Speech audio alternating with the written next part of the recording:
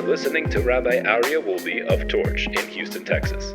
This is the Jewish Inspiration Podcast. All right. Welcome back, everybody. Welcome back to Mussar Master Class, Mussar Mondays. We are studying the Orchos Tzaddikim, the ways of the righteous, in the Treasure for Life edition. We're on page 619 and day 106. Okay, so today we're going to continue with the remembrances. Now, we talked previously about different things that are important for us to remember, and the more we remember them, the more virtuous we become, the more fulfilled our life becomes. And we started, the first one was to remember that God created the world, something from nothing. We talked about to remember the kindness of Hashem, that every single organ in our body, every single limb is a gift from Hashem. We talked about to remember the kindness of Hashem, Hashem's kindness, and the incredible wisdom that He has imbued into us and into our world. To remember the goodness that Hashem bestowed upon us by giving us His Torah, etc., etc. Now we're up to the 17th, Hashvayesre, the 17th remembrance. Sheyizkor mala achas tova me'od, to remember a good quality, to remember an extremely desirable quality. Lihistalik mibnei adam, to free himself from the company of others whenever it is possible to do so, and to sit in his room alone. Kishiyachol lihinatzel mehem v'yeshe b'chadra yichidi. Kirov ha'averos eno nigmaros ela b'shnayim. He says most sins come to a person not when they're in isolation. Sins typically happen in peers or in groups. You know, it's like typically people don't do trouble alone. People do trouble with others. Okay? So he says when you get a chance, it's worthwhile to be a little bit alone every once in a while, so that you avoid falling into the trap of sins. Most sins, most transgressions take place between two people. Kigon, znus, lashon hara, v'shkarim, v'chanifos, such as adultery, slander, lying, falsehoods, flattery. It all happens with more than one person sitting alone. Mikol elu yinatzel hayoshev yichidi. From all of these situations, if you know that you're going to be in a situation where you're going to be influenced by others to start talking negatively about your friend, you're going to start to think terrible thoughts. It's better for or you're going to talk falsehoods. You're going to be flattery. You're going to commit flattery. These are things that a person should be very cautious of. And these are just 4 examples of sins that don't happen when a person sits alone in the room. He who sits alone will escape all of these, and he will not boast about himself over others and will not hear their mockery. So you're not going to be arrogant when you're alone. Very hard to be arrogant. Oh, look at me, I'm so much greater than them. I'm talking to myself. When I'm by myself, there's a certain truth that sets in. I want to just share a perspective about this, okay? There is something called Hitbodedut. For those of you who don't know what Hitbodedut is, let me give you a little primer. So, Hitbodedut, the actual word means to be badad, which is alone. What our sages have taught us about the beautiful opportunity that we have to make for ourselves. It won't come. It won't just happen. You have to make it your business to find the opportunity to do this. You go to a field, you go to a forest, you go to a place which is, you're on your own, you're alone.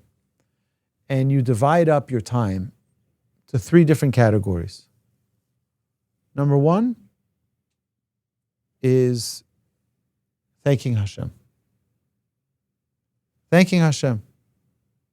Then you can ask Hashem.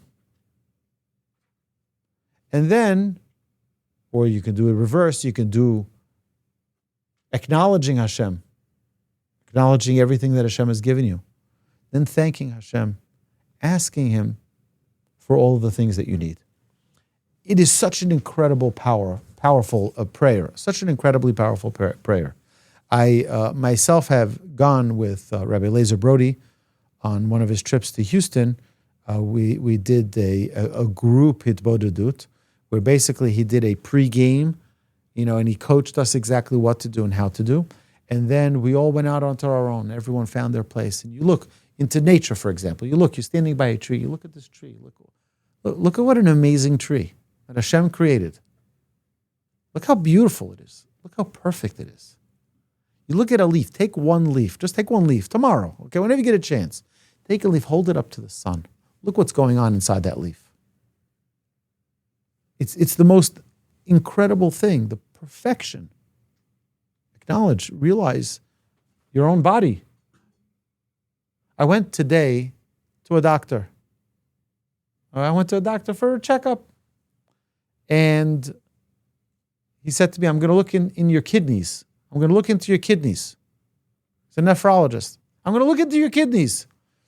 So he says to me, do you know how I'm going to look into your kidneys? I said, probably through my back. I have no idea. He says, no. Come, I'm going to look into your eyes. I'm like, what? What do my eyes have to do with my kidneys? He said, do you know how many millions upon millions of little nodes you have inside your kidneys? Millions of microscopic nodes. He said, what do you think? You're going to have big vessels in your eyes and teeny ones in your kidney? He says, they're all connected. He says, if I look in your eye and I see everything's okay there, I can tell you that everything's okay in your kidneys. Hello? I don't know about you, but I was like, what? This is the most amazing thing in the world. He wants to look into my kidneys. He looked into my eye. It's amazing, the brilliance of how the human body functions. It's fascinating to take the time to recognize, to look, if you get a chance, to look and see things about nature, search them up online, find something which gives you the opportunity to experience God's creation and to see His majesty.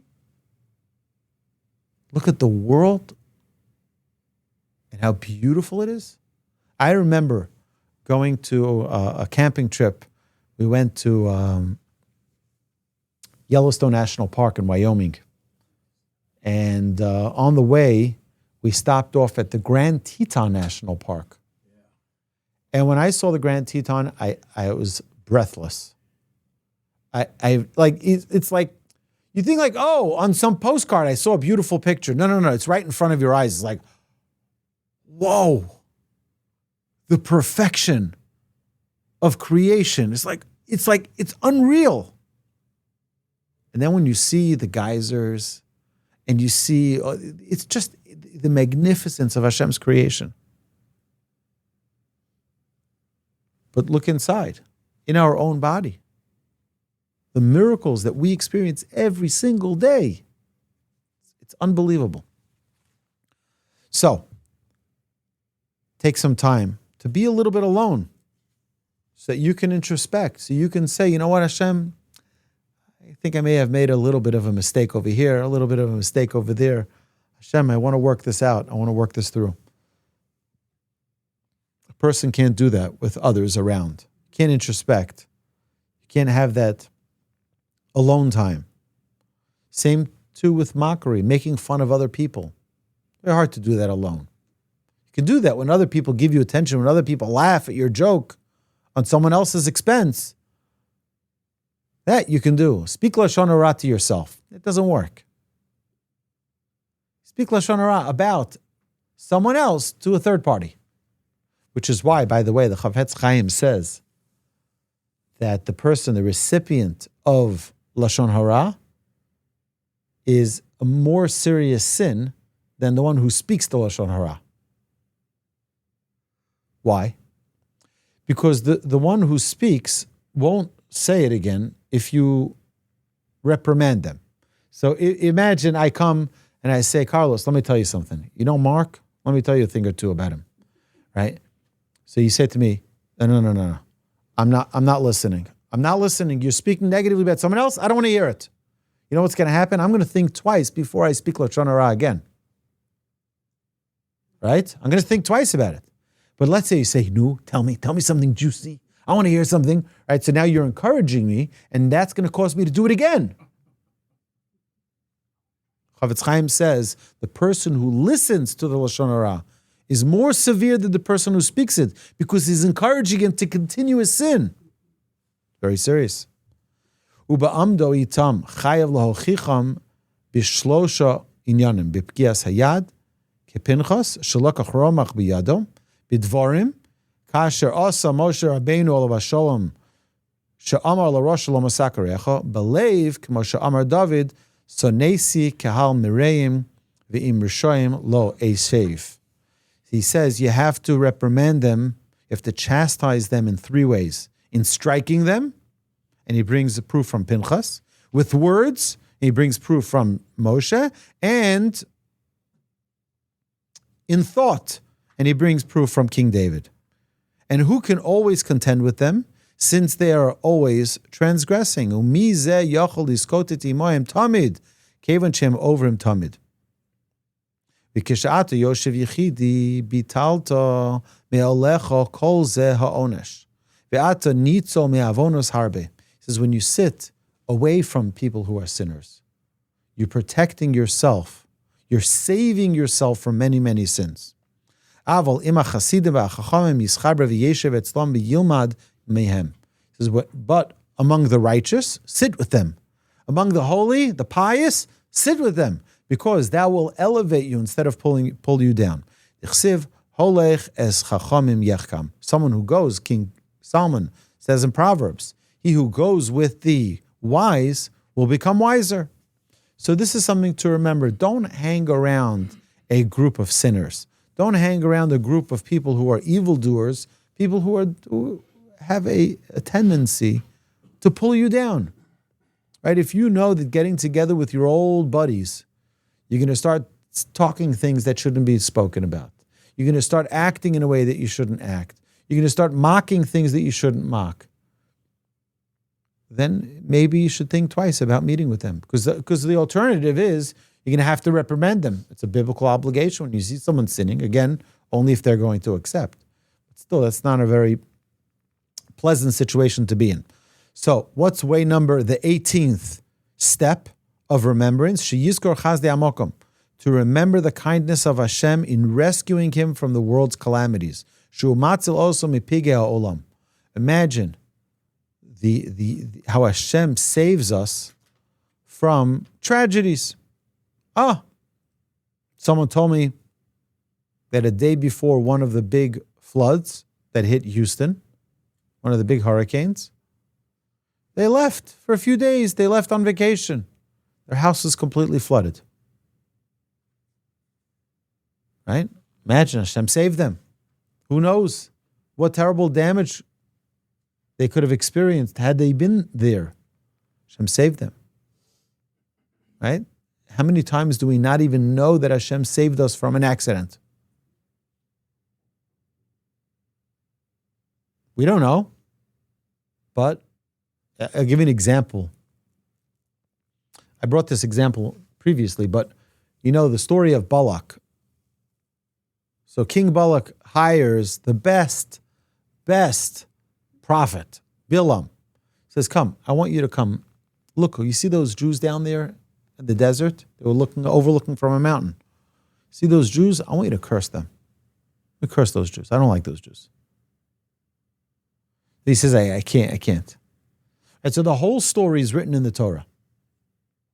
How does Moshe know about this story? How does Moshe know? Moshe's writing it in the Torah. Hashem is dictating it to him. Hashem is saying, write this story. He's like, whoa, one second. Where was I in this whole story? You were down there. I was busy protecting you. Yeah, till that point, Moshe had no idea that he was being protected by Hashem. How many hundreds of times does that happen to each and every one of us? We have no idea. No idea. Hashem protected us. And then sometimes we get upset. I can't believe I missed that ride. I can't believe I missed that flight. You know what Hashem protected you from? Not that, God forbid, that plane is going to crash. No. Which there have been stories like that as well, by the way. I can tell you a true story. All right? There was a rabbi who was in Boston on September 11th, 2001. And he was on the flight that was heading to Los Angeles. And he remembered as they were closing the door of the plane, he says, I think I left my tefillin inside the terminal. So he gets up and he's frantic and he's like, says to the stewardess, he says, I got to get off the plane. Like, what's going on?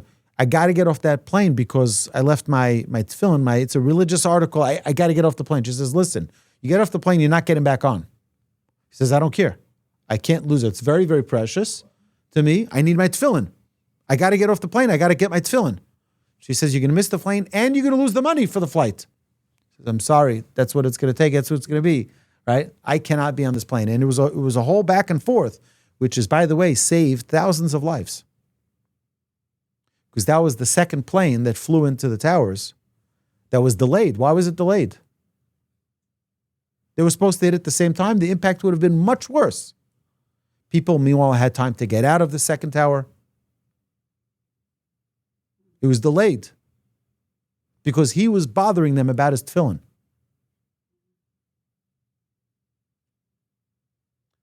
So we don't know how Hashem protects us. I happen to have met this person. And he was a rabbi who lives in Jerusalem. He was in the United States visiting, and he was traveling between Boston and LA. He authored a few books as well. But it's an amazing thing, an amazing gift. Now, again, it's tragedy. The tragedy that so many people died. The tragedy that anyone got injured or hurt or killed.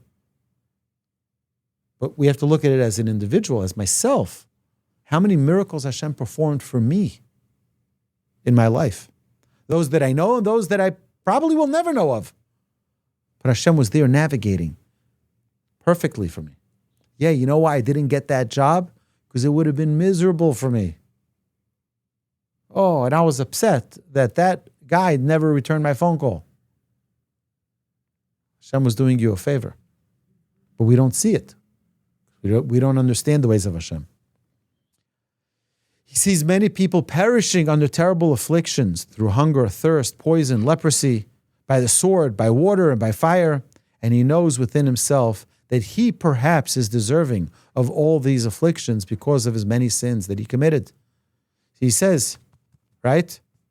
Shuhu roeh kama bnei adam mesim b'yisurim koshim b'rav b'tzamo b'samei hamaves u'b'tzoras u'b'cherev u'b'mayim u'b'eish. How many people?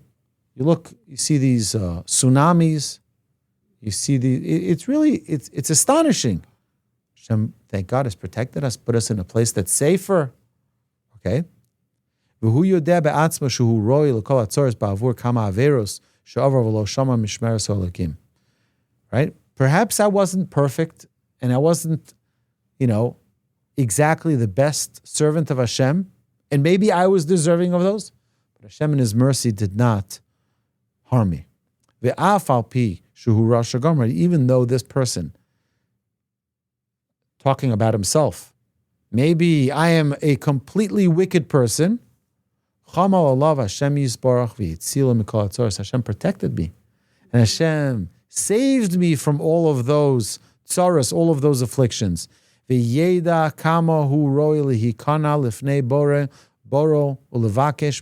person has to realize how much he has to humble himself in front of God, and to ask forgiveness before the Almighty. Every single day and every single time he remembers that perhaps I'm a little behind, I'm a little in debt from my good deeds versus how much Hashem is doing good for me. And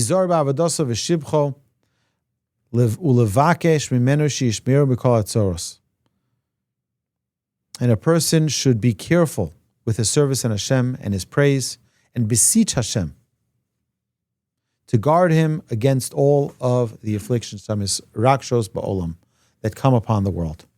As the verse states, Im Shemo Tishma lekol Hashem Elokecha, kol machal shesamti mitzrayim lo osim alecho, ki ani Hashem rofecha. Anybody knows this verse from Exodus? It says as follows: if you hear the voice of Hashem your God, all the sicknesses which I brought upon Egypt, I will not bring upon you, for I am Hashem who heals you. V'amar, and the verse states further in Deuteronomy, V'heisi Hashem imcha kol choli v'chol madve mitzrayim haroim asher yodata lo yasimam bach. And Hashem will remove from you every sickness and all the terrible afflictions of Egypt, which you knew, he will not bring upon you. So we know all of the terrible things that befell the Egyptians, Hashem is protecting from us. Hashem is saying, listen, I got you covered. And our sages of blessed memory said in Tractate Brachot 33a, Ein arod memis el hachet memis. The serpent does not kill, but the sin kills.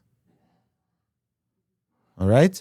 A person thinks, oh my, serpent. You know what the serpent could be? God forbid, an accident.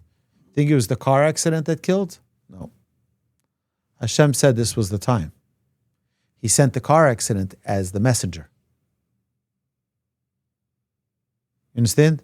It's important for us to recognize that there's the big hand of Hashem that controls everything. HaChayesra, the 19th thing to remember. Sheyizkor v'yachshov. Again, these are things to have in our memory at all times. Sheyizkor v'yachshov im yesh lo mamon. A person should think, if he has money, shu pikodim biyadu, that it is on loan. It is deposited with him. In one moment, Hashem can take it, and in one moment, Hashem can return it. One moment. You know, there's an amazing story that's told. There's someone who was once said, I have so much money and there's no way that God can ever take away the money from me. No way. So declared it. I think this is the way the story goes. And he goes, and on the way, he meets a priest, and the priest tells the priest, you know, you can stop talking to me because I'm not going to convert. So you can stop trying to preach to me. So the priest says, oh yeah? He says, yeah. If you're successful in converting me, he says, you can have all my money. Just really give it to me on a document. Gives him on a document. If you're able to convert me, right? You're able to persuade me, you get all my money. Sure enough, he persuades him. And he lost all his money like that. All his money like that. He runs to the rabbi. He says, what did I do? I told you, right? I said out loud, God can never take my money. And look, he did. He says, you can go back. The money's back to you now. What happened? The house of the priest burnt down. And the document that he signed was in that house. So now the money was brought back. And you see, he went left and came back. Hashem can do this in a second. Everyone thinks, oh, financial security. Oh, this is by the way, the two words that has been probably the worst words for American culture. Financial security. You know, I have to make sure one day I'm going to retire. I have to be. Oh, so when you're in your 80s and 90s or 60s, 70s, 80s, 90s, then Hashem doesn't take care of you. Then Hashem has no idea how to help you. Oh, because I don't have an income. Oh, so Hashem can't help people without an income. So what we're doing is we're creating this protective shield that's God-proof. Right? So if God makes me ill, I'll still be. We took Hashem out of the picture. We said it's all me. It's not him.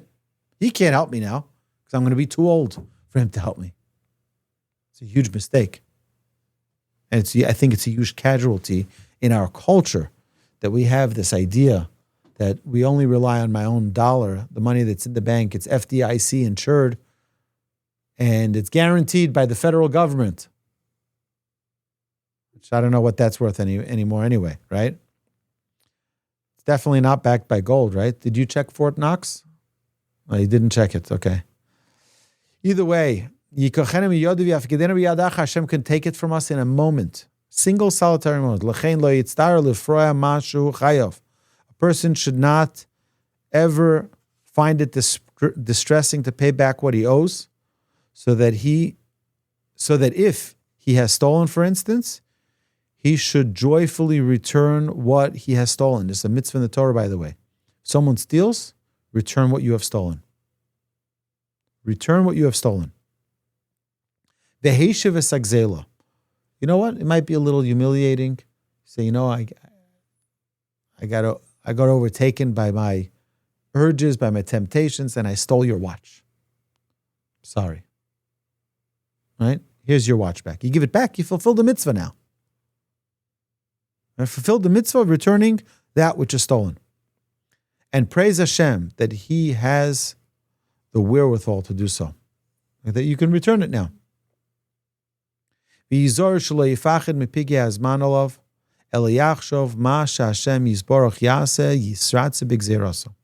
he should be careful not to fear difficult times, but reflect that all that Hashem does is acceptable to Him, for all is His. Everything that happens is Hashem's.